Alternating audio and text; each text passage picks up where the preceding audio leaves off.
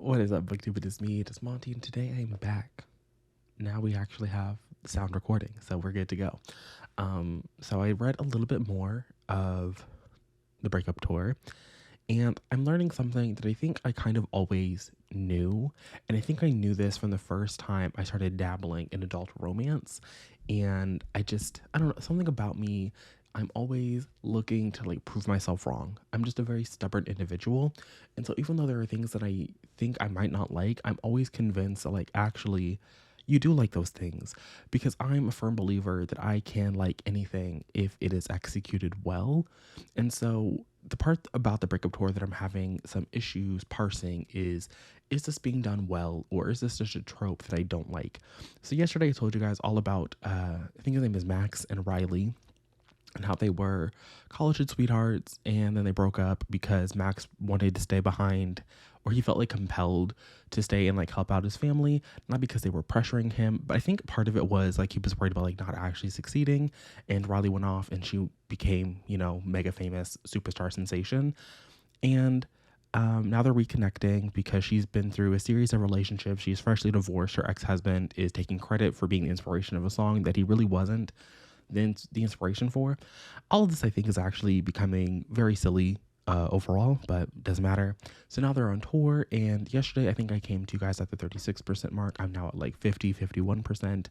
They've done a couple of tour stops. He only does the one song on the tour. He is not really part of like the regular band, which is a little bit weird, but whatever. But both of these people, both Max and Riley, seem rooted in a version of themselves that no longer exists. Max is, I thought he was going on this tour to like maybe put some money aside, and he was going to like make a better offer than the developers that are trying to buy up his parents' retirement village. But he just like pieced out to see if like maybe he made the wrong decision a decade ago. And not to be that person, but I think that the door is closed. Like, there's nothing about going on this journey with Riley that is really going to give him anything. You know what I mean? Like, even if he does find that he loves performing, that's not new information because he performs at the retirement village every day. Sure, it's for, a group of retirees, but he performs every day. So, like, he would know if he likes being in front of an audience. I mean, obviously, 80-year-olds and, a stadium of people there screaming, Riley's name, very different. But still, like, I don't understand, like, what he thinks he's going to get out of this. But that's actually his mission, is to, like, see if he made the right choice all those years ago. And honestly, even if he decides that he didn't, the decade still happened, and you still made that choice, and you just kind of got to live with it, and you got to move forward. But he's not. He seems to be rooted in the past, actually. And then Riley is, I think she's actually a little bit of a weirdo. Um, Maybe this is just normal singer-songwriter behavior, but the way that she just like is constantly coming up with the song lyrics is actually a little bit bothersome to me personally, and I don't really like it, particularly when she's like there's like I think somebody like said a sentence, and she just like takes that sentence and is like, actually, I'm gonna put it in a song. And it's just very strange to me. It feels very, I don't know, there's something very calculating about it. It's not endearing. It's not like, it doesn't feel creative. It just feels like, I don't know. It's rubbing my personal spirit the wrong way. Even though I think it's supposed to be seen as her just being this like fountain of creativity and like constantly seeing inspiration in the mundanity of everyday life. I don't know. Something about it being in her head, it just feels weird. I'm not appreciating that part of it. But also, she seems like obsessed with this idea that like Max was really her person, and like maybe she also made the wrong decision 10 years ago, but also she personally wouldn't change anything because she's Riley Wynn and she has the career that she wanted. And I think there's something to be said about the fact that like if she and Max had originally gone to Nashville, I guess both of these people were in California at the time. But if they had like left California to drive to Nashville, and they were going to go and like sing around Nashville, maybe hope to get like a record deal, and come back to California after like a couple of weeks or whatever, who's to say that she would have actually been signed with Max? You know what I mean? Like, there's so many variables about like both of these people and the past that they're looking back fondly and not so fondly on, instead of being in the present and trying to like, I don't know. I think part of the problem is also the fact that like there wasn't a big fight. So oftentimes, like a second chance romance, what happens is, one character said something, or a character did something that the other person misinterpreted. And so like decades later, they're able to come back and be like, actually, I didn't mean what you thought I meant, or I know I said that, but it was like the heat of the moment. And both of us have grown. Like, we're no longer those same, like, hot headed children that we were before. Or even like, we're not in the same space. It just kind of feels like both of these people have spent a decade apart from one another, and they kind of ended things just very openly. It wasn't really, in some ways, it doesn't even feel like things ended. It just kind of feels like he went to go work in their retirement home, and she went on tour, and she was supposed to come back, and she did come back, but she just never started talking to this man again. So she like essentially ghosted him, and then was in a series of relationships that became ever more increasingly in the public eye as her star rose. And he just kind of sat there and was like, okay, well, I guess I'm dumped then. And so it's just kind of like, why would I want you to get back together with this person, particularly when now they've been on like 4 or 5, that's like 3 or 4 tour stops, maybe as many as 5, and neither one of them are talking. Like, so it's not even like, okay, you guys used to be a thing, but you're working through that, or maybe you're just going to forge a whole new connection. Cause that's the thing too. Like, maybe you don't even care about, reconciling what happened in the past and the present. You just want to forge a new connection. We're not even seeing them forging a new connection. It's just very strange to me. And we're 50% of the way through this book. So there's 50% left, which in some ways feels like a lot, but it took 36% to just get through the exposition. And it's not even going to be like a full 50% because there's going to be 20%. And then they get some random conflict breakup moment. And then we're going to continue on. I don't know. I think second chance romances are not for me, particularly when it feels like these are characters that don't really need to reconcile. They don't really need a second chance. And it feels kind of bad because, again, like, these are characters where like nothing really catastrophic happened. Like, there wasn't some horrible thing that like tore these people apart, and like neither one of them are bad people, but they just kind of feel like okay people who are going to be together just to be together and not because they want to be or should be or have any desire. It's just, I don't know, something about it just is not really moving me. But it's not bad, like, not a bad book. It's just aggressively mediocre. But before I go for the day, I did discover 2 things while I was on Goodreads today. And first is that Charlene's book, Between Friends and Lovers, now has a cover and a release date. I don't think this had a release date before. I'm not going to do like a big, 2024 anticipated releases video just because I'm not. But I like Charlene's debut novel. And so, well, I'm going to call it debut, but they had written like some paranormal stuff back in the day, but their debut traditionally published novel came out last year. And this is their follow-up, Between Friends and Lovers. And I mean, I don't like that it starts off pitched as between Talia Hibbert meets Carly Fortune. I feel like that's that's a bad idea to me. But here we are following Josephine, and she is the dazzling Dr. JoJo on social media. She gives her opinions on health, growth, and self-love. Her Be Smart. She has a medical degree after all. Be significant and do not put up with foolish men. But behind the camera, Jo's story is more complicated. She finds her influencer career underwhelming, her potential career in medicine overwhelming, and she's hung up on her best friend, Nepo baby, and rom-com heartthrob Ezra Edelman. When Ezra shows up for his 30th birthday party with her childhood bully on his arm, however, Josephine realizes that it's time to take her own advice and prioritize herself for once. No one is more shocked than Malcolm Waters when his debut novel turns him into a critic's darling. When he's invited to a swanky penthouse party to discuss turning his book into a film, he knows rubbing elbows with the elites of entertainment will be great for his career. The only thing is he's not good with people, and even worse, at networking. There's some typos in this synopsis, which is a little bit weird. Just when he's about to throw in the towel, he's rescued by none other than Dr. JoJo. He's been following her on social media for years, and she's even more impressive in real life. And to his bewilderment, the feeling is mutual. But in a world where the lines between private and public are blurred, as those between friendship and love, can they risk it all for something real? This looks like it's actually going to be a black love romance. When I first saw the cover, I couldn't see the lock detail on the other guy's head.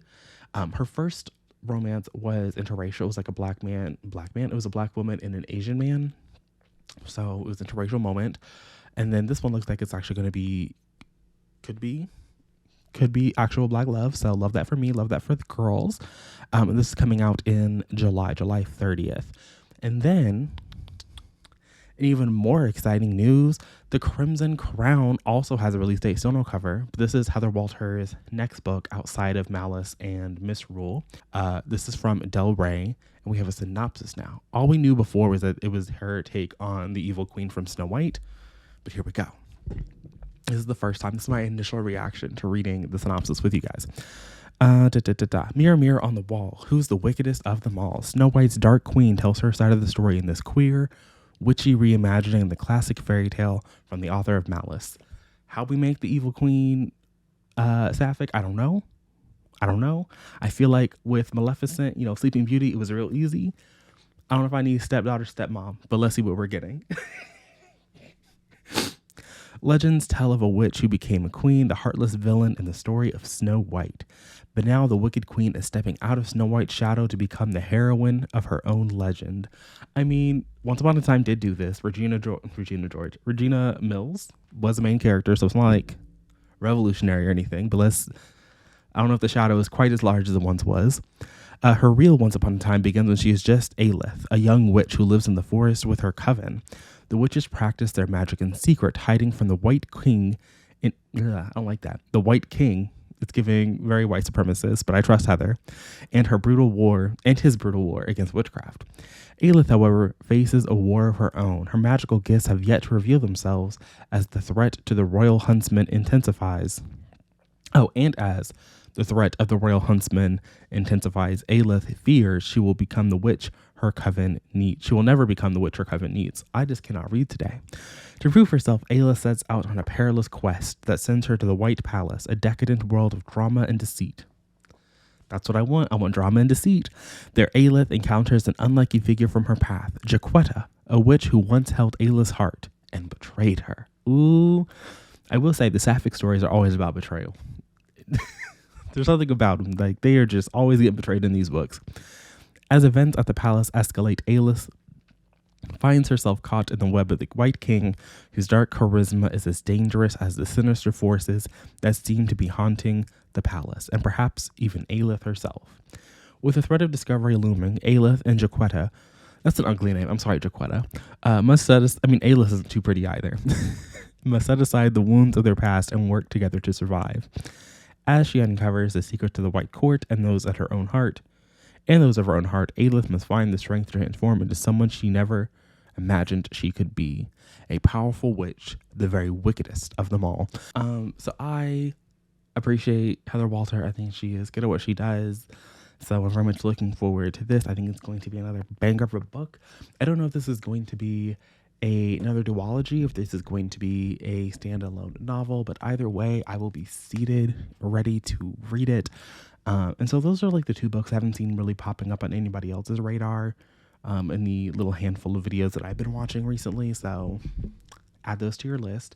As for books that I have seen popping up on people's radar, I got approved for an arc of Funny Story yesterday. So Emily Henry may be in my Vlogmas journey. I have plenty of time off next week, thankfully. So I might read that next week. I might read it. I know I'm gonna have to read it well before that book comes out, because otherwise I'll just forget it and it'll be sad. So I might read Funny Story coming up in the near future. I also got approved of Robin Figueroa's second book, One in the Chamber. His first book was With Prejudice, A Surprising Delight. That was kind of I heard it say that it was like a take on 12 Angry Men, because it's like set in a jury room. The jury is deliberating, trying to figure out like if they should, find this person guilty or not. But it's also, I don't want to say like a meta, but it's like there's a twist involved that I'm not familiar with 12 Angry Men, but still, I enjoyed the twist of that book. It's just really heavy. It deals with the like graphic rape and murder. I think it's like attempted murder at least, but definitely like the graphic rape of a character.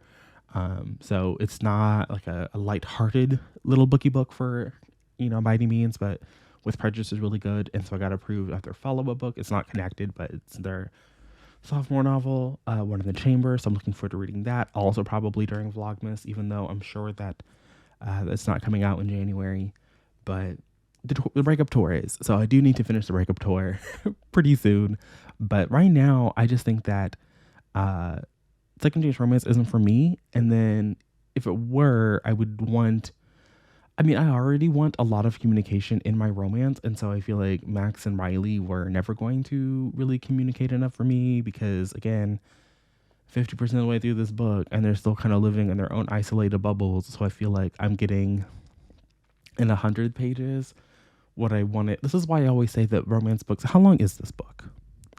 But this is another reason that I am still a firm believer that romances should be a little bit longer, because you're doing all of this foolishness. So it's 352 pages. 352 divided by 2 is like what, 156? 176. I was a little bit off there. But in 176 pages, we've gotten to a point where these people are still not really talking about not even their past, but like where they are today. They're not really communicating about even just like regular conversations really about like the tour. So in 176 pages, I'm going to get the whole romance arc of them, communicating with one another, falling back in love, breaking up and getting together forever and ever, or at least for right now, to fit the romance formula. And I feel like if you actually got to write, 420 pages, then you can get 210 pages or even 300 pages of them, the setup part where they're like not really communicating, and then like an actual full length novel experience still of the resolution of that. I just feel like with this quest to get romance books short, I feel like that's another reason why we're relying on the trope. Because I know if the trope is hit there and it's buried in there, then it doesn't matter about the execution part. And I feel like, are there authors whose books are too long in romance? Maybe, I don't read a lot of indie romance, so for me, like, that's not really an issue where I feel like someone is writing just to get, paid on the page views. But as someone who is really invested, at least, I won't say really invested, but more invested in traditionally published romance, which it does tend to be longer. It does at least tend to be around the 350 page mark. I still think that 400 pages is very sweet. It's a very sweet spot. And it's not to give, more sex scenes, but it is to give those scenes other people are always complaining about. I like the fluffy scenes, the scenes that aren't, that are just characters interacting. Because right now, that's what I need from Max and Riley, is just to see them interacting in a way that feels less contrived. Like I want to see them. Like there was a scene of like Max on this rooftop, not Max, of Riley on this rooftop talking to this guy who was nervous about getting married, and like that was a fun little scene, and it played into parts of the book later on, I'm sure. But I just want scenes of that, but with Max and Riley. Like if you're gonna make me want to root for these couples, then I need to see them and not just know, oh, vaguely they were they were college sweethearts and now they're back together. Like that is just so boring to me. It just feels like we are allowing, the reader's preconceived notion of what it means to be a college sweetheart color the characters, and it's not, Emily and Austin out here, doing the work, putting in the effort to make me connect to the characters that they've written, as they should be seen, and not by my expectations of what they should be based on you telling me that they were together in college. So that's all I have for you today. Thanks for being here. I'll be back again tomorrow with another video, but until then, and until next time, bye.